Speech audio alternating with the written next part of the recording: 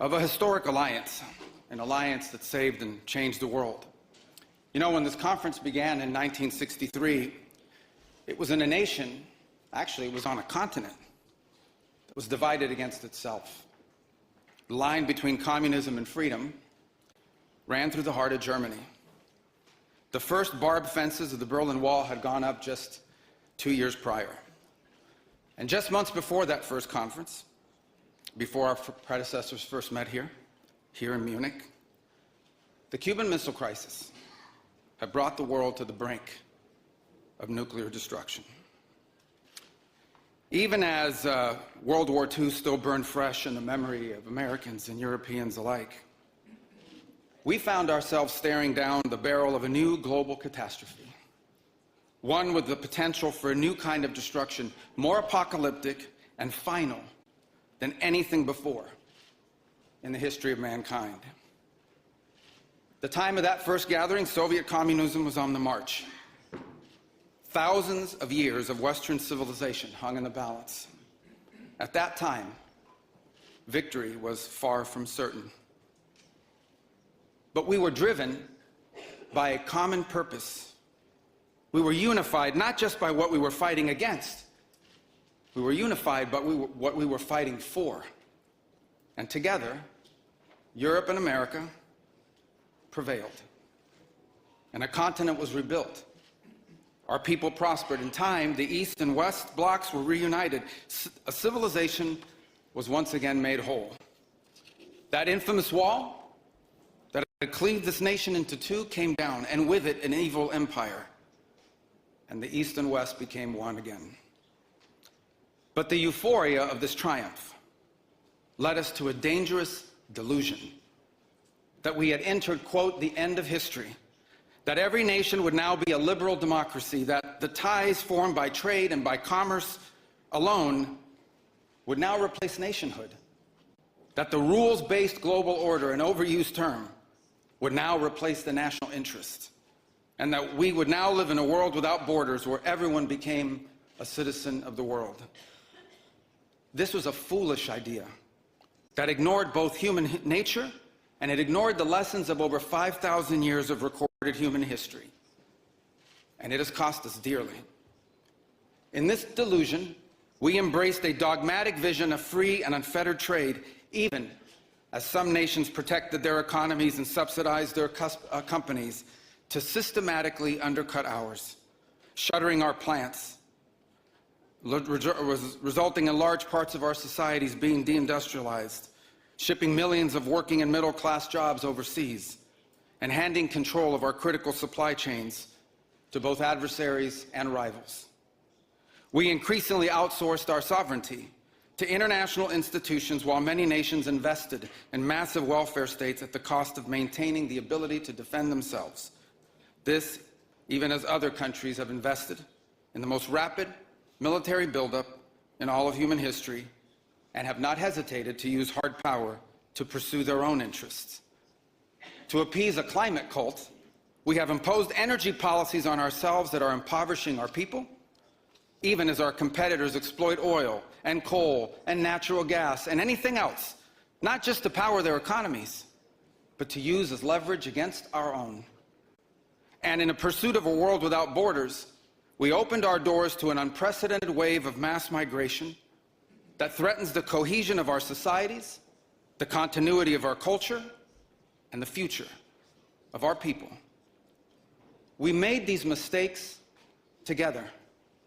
And now, together, we owe it to our people to face those facts and to move forward, to rebuild.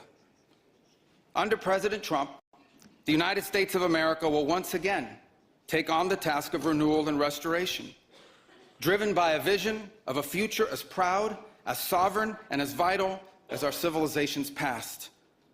And while we are prepared, if necessary, to do this alone, it is our preference and it is our hope to do this together with you, our friends here in Europe.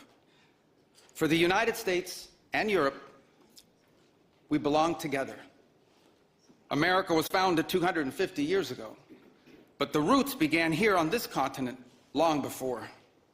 The men who settled and built the nation of my birth, arrived on our shores carrying the memories and the traditions and the Christian faith of their ancestors as a sacred inheritance, an unbreakable link between the old world and the new. We are part of one civilization, Western civilization.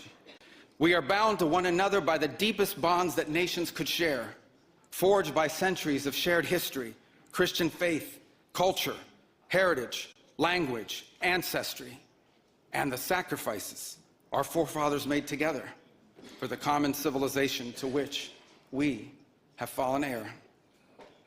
And so this is why we Americans may sometimes come off as a little direct and urgent in our counsel. This is why President Trump demands seriousness and reciprocity from our friends here in Europe. The reason why, my friends, is because we care deeply. We care deeply about your future and ours. And if at times we disagree, our disagreements come from our profound sense of concern about a Europe with which we are connected, not just economically, not just militarily. We are connected spiritually, and we are connected culturally. We want Europe to be strong. We believe that Europe must survive.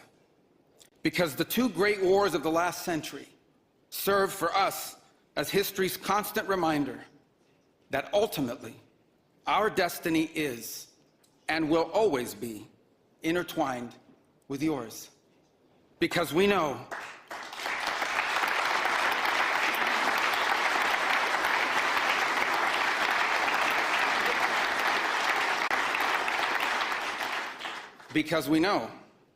that the fate of Europe will never be irrelevant to our own. National security, which this conference is largely about, is not merely a series of technical questions. How much we spend on defense or where, how we deploy it, these are important questions. They are. But they are not the fundamental one. The fundamental question we must answer at the outset is, what exactly are we defending? Because armies do not fight for abstractions. Armies fight for a people. Armies fight for a nation. Armies fight for a way of life.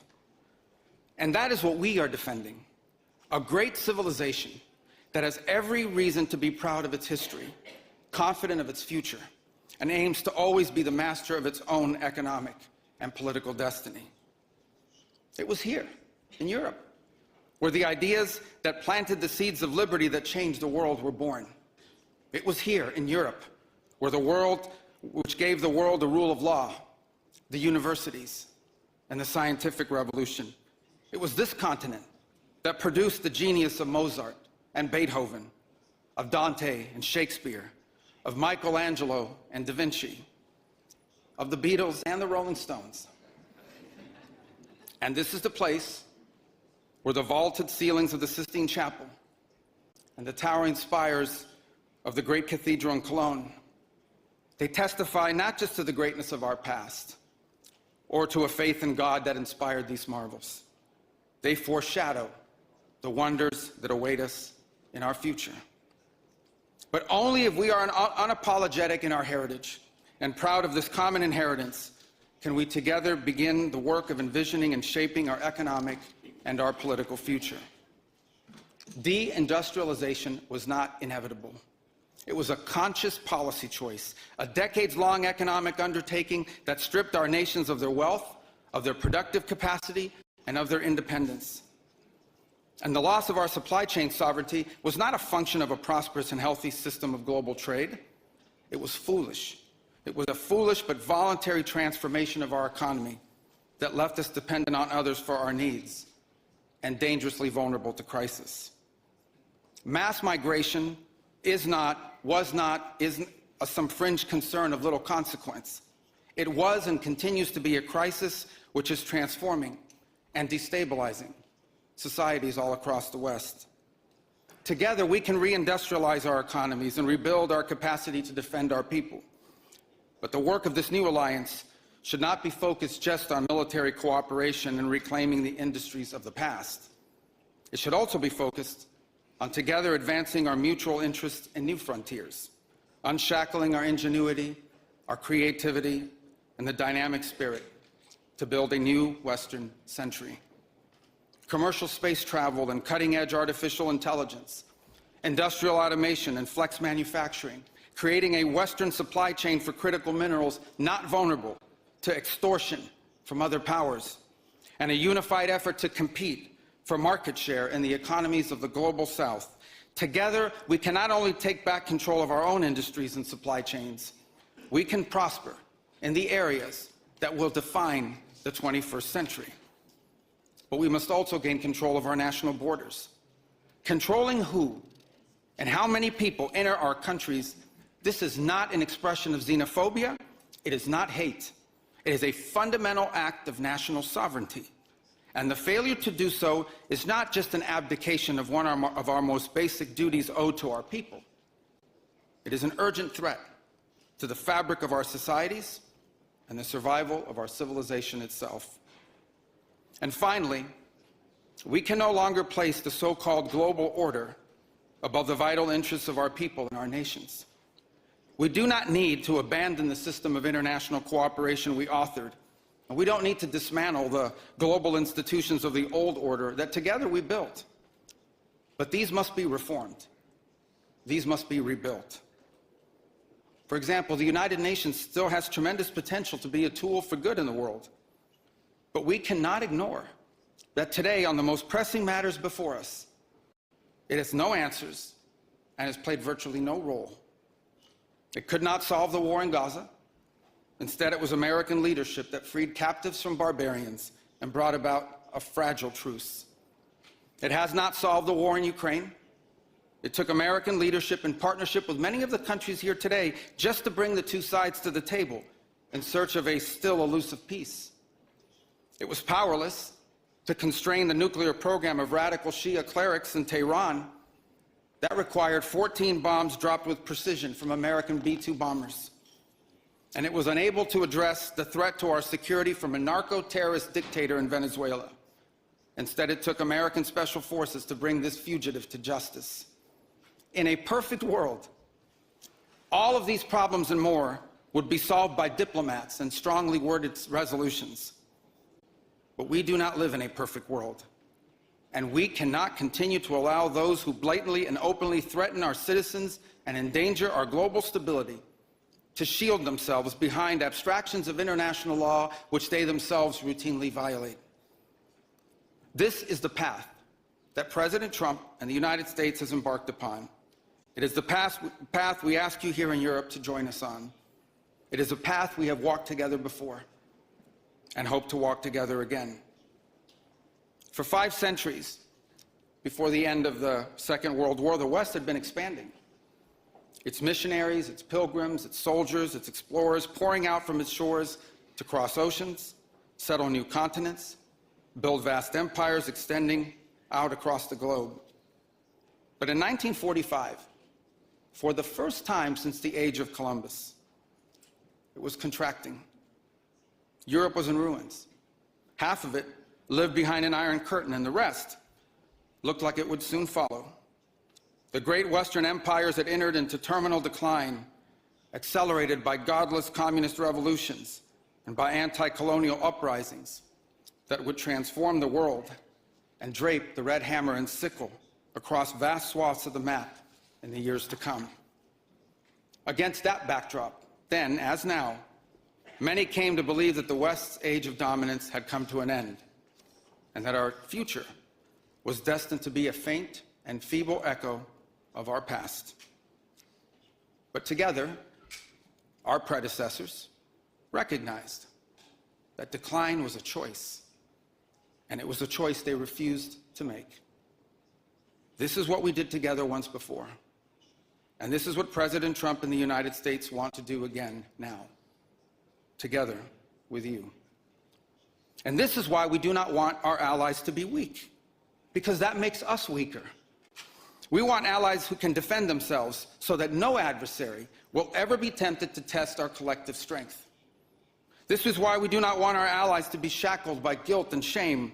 We want allies who are proud of their culture and of their heritage, who understand that we are heirs to the same great and noble civilization, and who together with us are willing and able to defend it. And this is why we do not want allies to rationalize the broken status quo rather than reckon with what is necessary to fix it. For we in America have no interest in being polite and orderly caretakers of the West's managed decline. We do not seek to separate, but to revitalize an old friendship and renew the greatest civilization in human history. What we want is a reinvigorated alliance that recognizes that what has ailed our societies is not just a set of bad policies, but a malaise of hopelessness and complacency. An alliance is the alliance that we want is one that is not paralyzed into inaction by fear. Fear of climate change, fear of war, fear of technology. Instead, we want an alliance that boldly races into the future. And the only fear we have is the fear of the shame of not leaving our nations prouder, stronger, and wealthier for our children. An alliance ready to defend our people, to safeguard our interests, and to preserve the freedom of action that allows us to shape our own destiny. Not one that exists to operate a global welfare state and atone for the purported sins of past generations. An alliance that does not allow its power to be outsourced, constrained, or subordinated to systems beyond its control. One that does not depend on others for the critical necessities of its national life. And one that does not maintain the polite pretense that our way of life is just one among many, and that asks for permission before it acts. And above all, an alliance based on the recognition that we, the West, have inherited together. What we have inherited together is something that is unique and distinctive and irreplaceable, because this, after all, is the very foundation of the transatlantic bond. Acting together in this way, we will not just help recover a sane foreign policy, it will restore to us a clear sense of ourselves. It will restore a place in the world. And in so doing, it will rebuke and deter the forces of civilizational erasure that today menace both America and Europe alike. So in a time of headlines heralding the end of the transatlantic era, let it be known and clear to all that this is neither our goal nor our wish. Because for us Americans, our home may be in the Western Hemisphere, but we will always be a child of Europe.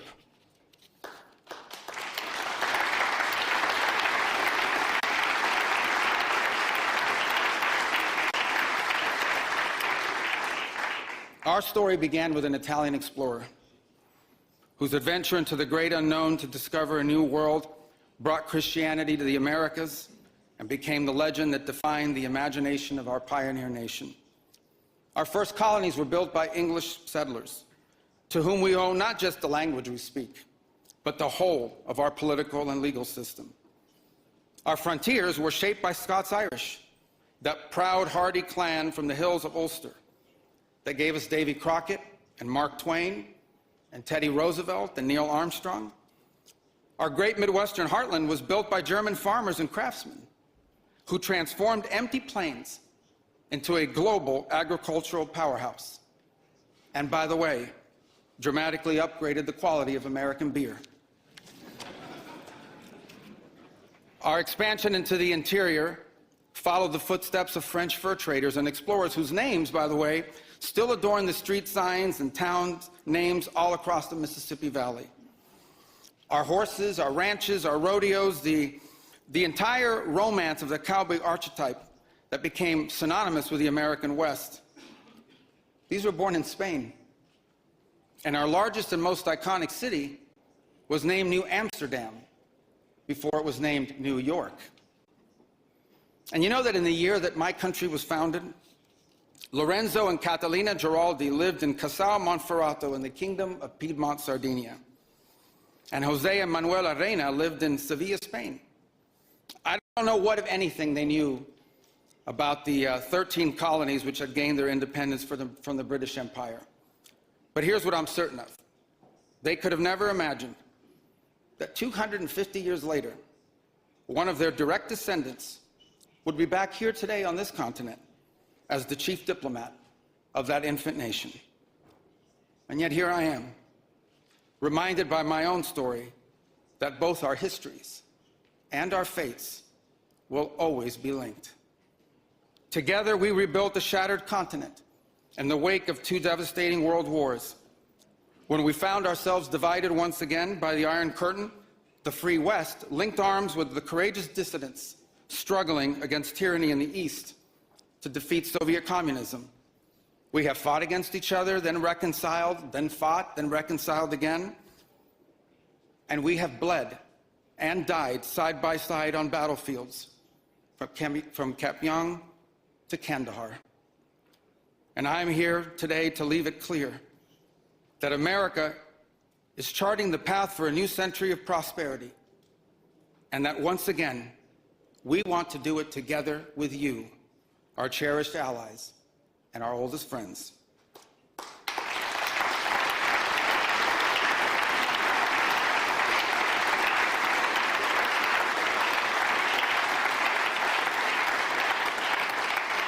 We want to do it together with you, with a Europe that is proud of its heritage and of its history, with a Europe that has the spirit of creation and liberty that sent ships out into uncharted seas and birthed our civilization, with a Europe that has the means to defend itself and the will to survive. We should be proud of what we achieved together in the last century, but now we must confront and embrace the opportunities of a new one.